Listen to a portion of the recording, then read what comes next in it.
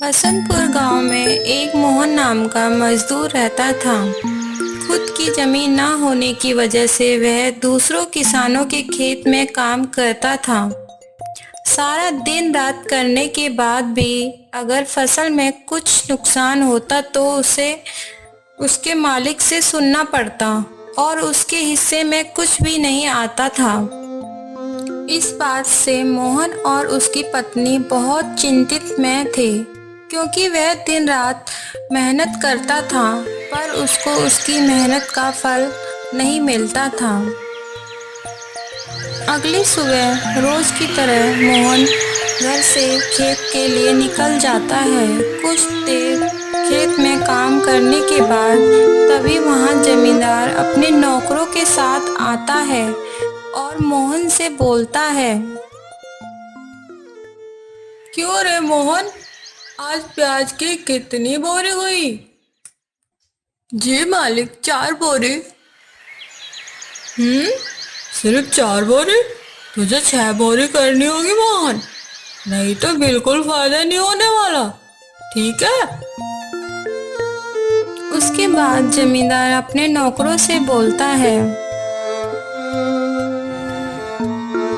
सुनो, तुम लोग जाओ, उसके हाथ में जो प्याज है सारे लेकर अपनी बोरियों में डाल लो और ले चलो। जमींदार के ऐसा बोलते ही दोनों नौकर मोहन के हाथ से प्याज ले लेते हैं और बोरी में डाल देते हैं। तभी मोहन मन में सोचता है, क्या मैं इनसे आज कह दूं कि आज से मुझे भी मजदूरी का कुछ बढ़ा दे? अरे नहीं नहीं, कुछ अगर उनको गुस्सा आ गया तो रहने दो, जो दे रहे हैं वो देने दो। तभी मोहन जमींदार से बोलता है। मालिक, वो मेरी मजदूरी। जमींदार मोहन की ये बात सुनकर हंसने लगता है और हंसते हुए मोहन से बोलता है। अरे मैं तो भूल ही गया था। जमींदार के नौकर मोहन को एक टोकरी प्याज देते हैं। उसके बाद जमींदार अपने नौकरों के साथ वहां से चला जाता है। मोहन उतने कम प्याज देखकर उसका मन बहुत उदास हो जाता है।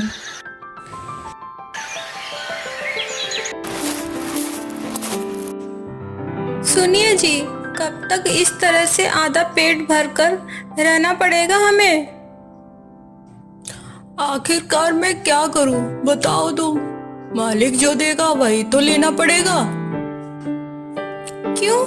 देर रात मेहनत करके फसल आप उगाएं और उसका पूरा फायदा जमींदार लेकर जाएगा।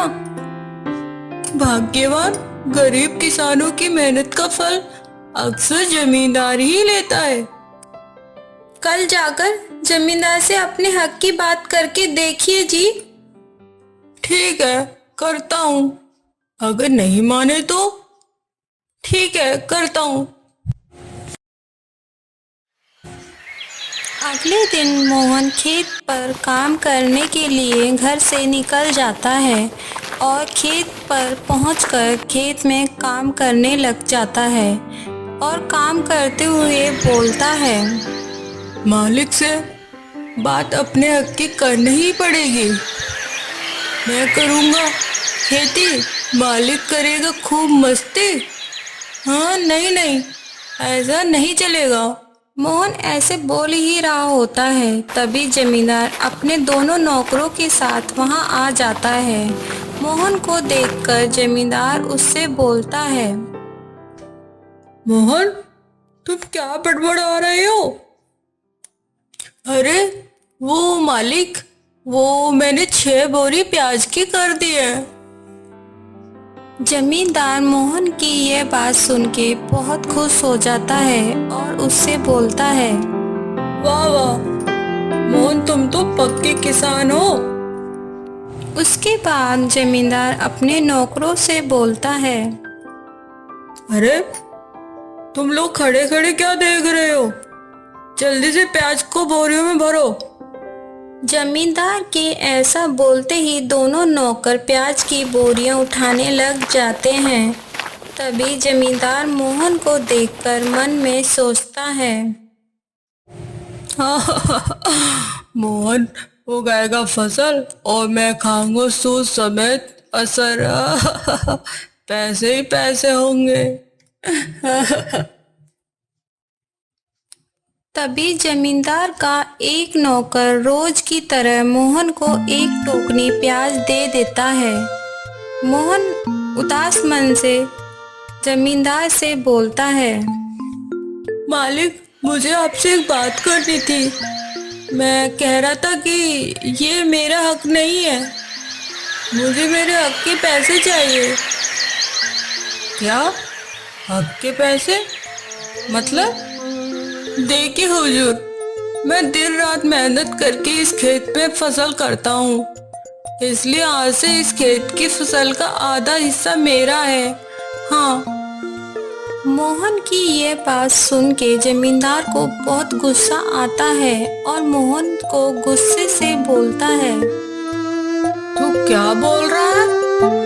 फसल का आधा हिस्सा? जो मिल रहा है उसे ले ले, वरना ये भी नहीं मिलने वाला तुझे। ठीक नहीं, मुझे मेरा हक चाहिए। मेरा हक दिए बिना आप यहाँ से नहीं जा पाएंगे। क्या कहा तूने? तू मेरा रास्ता रोकेगा? जमींदार अपने दोनों नौकरों की तरफ देखता है और बोलता है, सुनो, लगाओ इसे 2-4 डंडे। जमींदार के आदमी मोहन को बहुत मारते हैं। उसके बाद जमींदार मोहन से बोलता है, और तू मेरी बात सुन, आज से तुझे मेरे खेत में काम करने की कोई जरूरत नहीं है, समझा?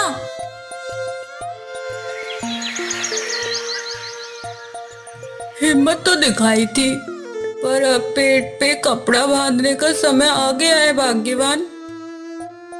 इतने सालों से आप उनके लिए काम कर रहे हैं और उन लोगों ने आपकी इतनी सी भी फसल देकर आपकी मदद नहीं की।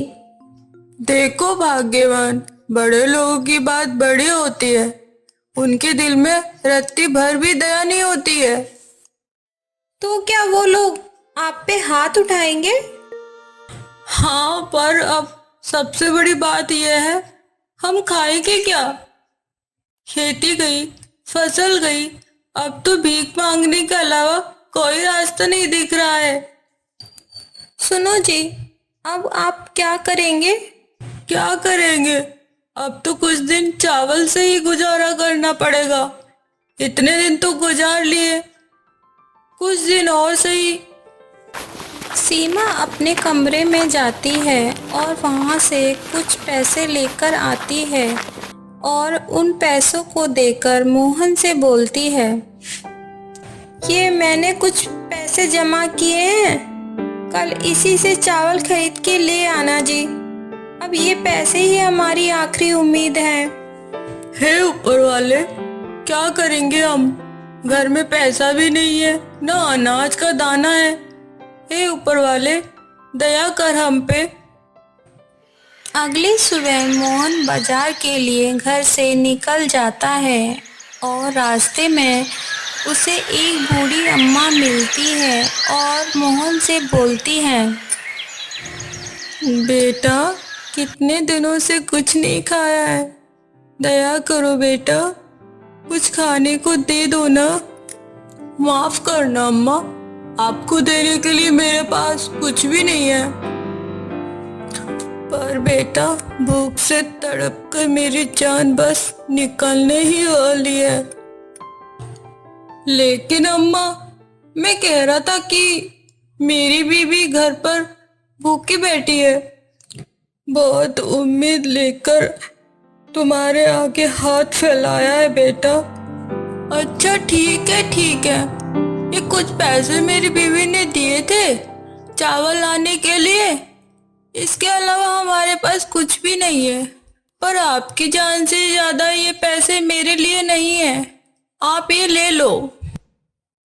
मोहन अम्मा को पैसे दे देता है। अम्मा पैसे लेने के बाद मोहन से बोलती हैं, ऊपर वाला तुम्हारा भला करे। बेटा, तुमने अपने सारे पैसे दे दिए। अब तुम्हें क्या करोगे? इसके बदले मैं तुम्हें कुछ देना चाहती हूँ। अब मेरे पास ज़्यादा कुछ तो नहीं है, बस एक आम का पेड़ है। ये तुम ले लो और घर पर जाकर लगा देना।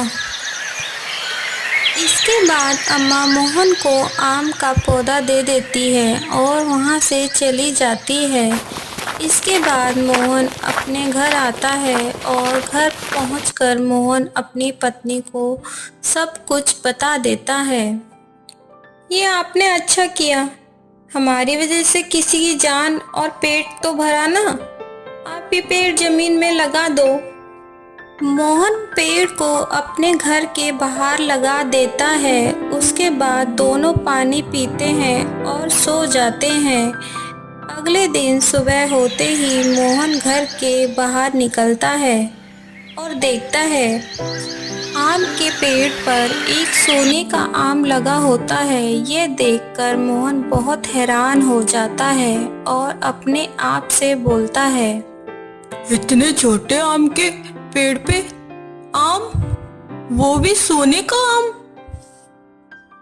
जिसके बाद मोहन अपनी पत्नी को बुलाता है। अरे सुनती हो, जल्दी आना यहाँ। अरे यहाँ कर देखो, देखो यह क्या हुआ है।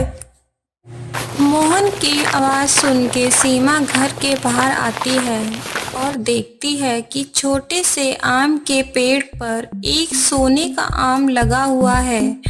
यह देखकर सीमा बहुत हैरान हो जाती है और बोलती है, अरे ये क्या है? अरे ये तो सोने का आम है।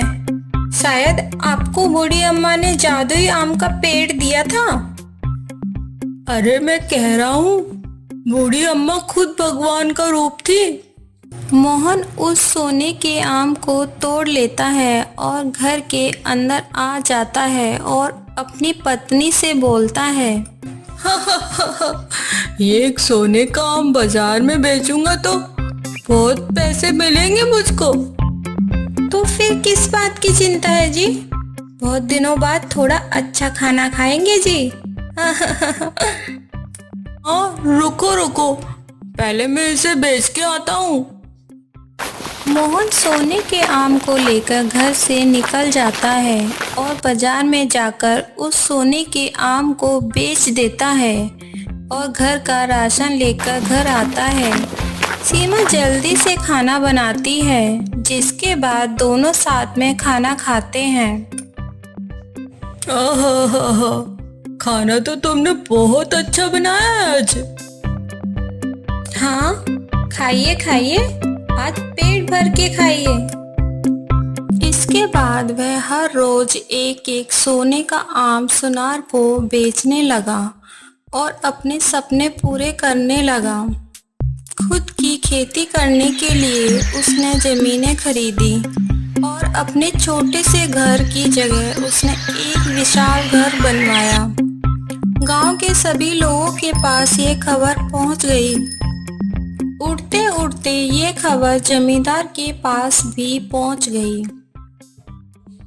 क्या? सोने का आम? सोने का आम बेचकर मोहन अमीर हो गया?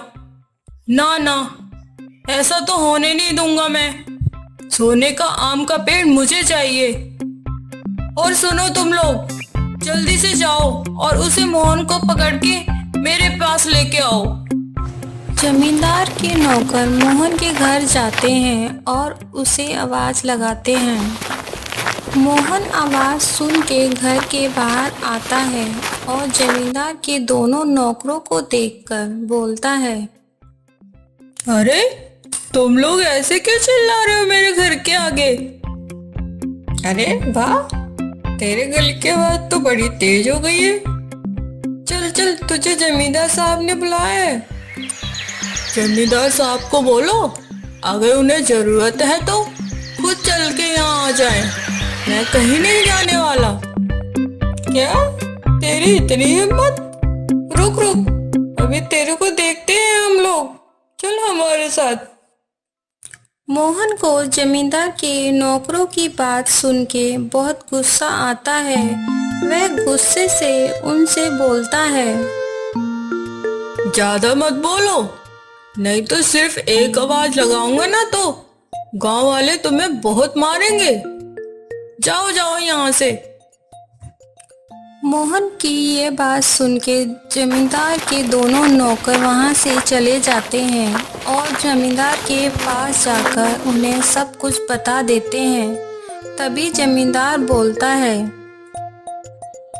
क्या उसकी इतनी हिम्मत? उसको तो मैं सबक सिखाऊंगा। क्या करूं क्या करूं?